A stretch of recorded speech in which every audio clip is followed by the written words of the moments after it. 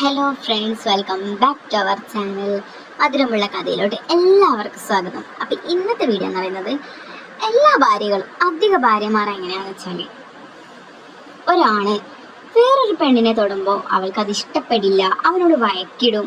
അധികം ഈ അടുത്തടുത്ത് കല്യാണം കഴിഞ്ഞവർ, അതായത് ഒരു 6 മാസം വരെ കല്യാണം കഴിഞ്ഞ് 6 മാസം ആയിട്ടുള്ളൂ എന്നുള്ളൊക്കെ പെൺകുട്ടികളില്ലേ, അവിടെയൊക്കെ മിക്കവാറും സംഭവിക്കുന്ന ഈ സംഭവമാണ്. എന്താണെന്ന് വെച്ചാൽ, നിങ്ങൾ എന്തിനാ അവളെ അങ്ങനെ നോക്കിയത്, അവളോട് എന്തിനാ സംസാരിക്കാൻ പോയത്, അവളെ തൊട്ടു അല്ലേ, അവളെ കണ്ടു അല്ലേ, അവളെ കാണാനായിരിക്കുമല്ലോ അവിടെ പോകുന്നത്, അവളോട് മിണ്ടാനായിരിക്കും അല്ലേ, അവളോട് മിണ്ടുമ്പോൾ മാത്രം എന്താ ചിരി എന്നൊക്കെ പറയുന്ന രീതിയിലുള്ള പെൺകുട്ടികളായിരിക്കും മിക്കവാറും എല്ലായിടത്തും ഉണ്ടാകുന്നത്. പ്രത്യേകിച്ച് പുതുതായി കല്യാണം കഴിഞ്ഞ് 2 പെറ്റ് 3-4 പെറ്റതൊന്നിനും അങ്ങനെ വലിയ മൈൻഡൊന്നും ഉണ്ടായിരുന്നില്ല, മൈൻഡൊന്നും ഉണ്ടാവില്ല. അദ്ദേഹം എവിടെ പോയാലും ആർക്കും തന്നെ ഒരു കൂസലും ഉണ്ടാവത്തില്ല, അതുപോലെയുള്ളതായിരിക്കും.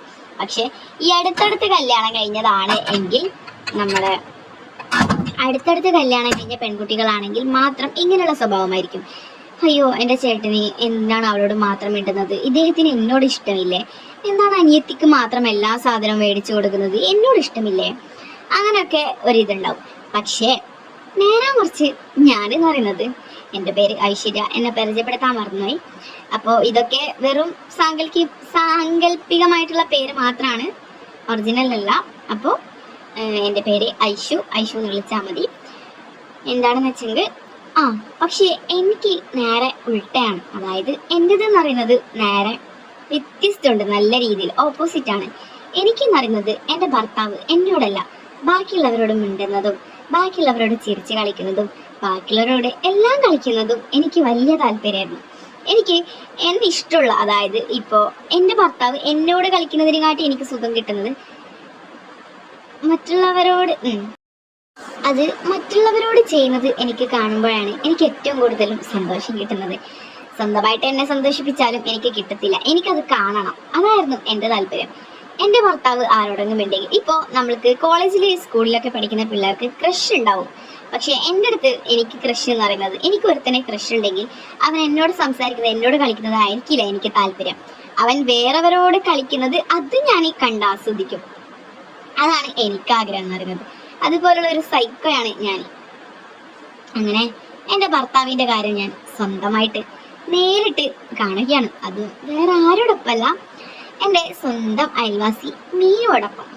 അപ്പോൾ അവളുമായിട്ട് എൻ്റെ ഭർത്താവിൻ്റെ കുറേ കോപ്രായങ്ങളും ഞാൻ കണ്ട് ആസ്വദിച്ച ഒരാളാണ്. കാരണം ബാക്കിയുള്ള, അതായത് ഇപ്പോഴത്തെ പെൺകുട്ടികളെ പോലെ എൻ്റെ ഭർത്താവ് അവളെ നോക്കി ചിരിച്ചു, എൻ്റെ ഭർത്താവ് എന്നെ നോക്കുന്നില്ല, എൻ്റെ ഭർത്താവ് എന്താണ് ഇങ്ങനെ, ഞാൻ കല്യാണം കഴിച്ചിട്ട് എന്നോടല്ലല്ലോ സ്നേഹമില്ലത്, ഞാൻ ഇനി സൗന്ദര്യമില്ലേ, അങ്ങനെയൊന്നും ചോദിക്കുന്ന ഒരാളായിരുന്നില്ല ഞാൻ. എനിക്ക് ചെറുപ്പം തൊട്ടേയുള്ള എൻ്റെ ആഗ്രഹം എന്ന് പറയുന്നത്, എനിക്കിഷ്ടമുള്ള ആൾ എൻ്റെ അടുത്ത് പെരുമാറുന്നതല്ല, അവർ വേറൊരിടത്ത് പെരുമാറുന്നത് എനിക്ക് കാണണം.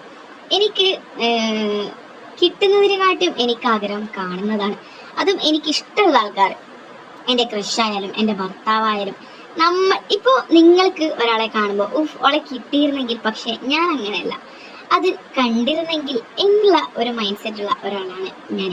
അപ്പോൾ ഇതുപോലുള്ള നിങ്ങളെ ഫാമിലിയിലോ നിങ്ങളെ ഫ്രണ്ട്സിലോ ആരെങ്കിലും ഉണ്ടെങ്കിൽ നിങ്ങൾ തീർച്ചയായിട്ടും കമൻറ്റിൽ പറയുക.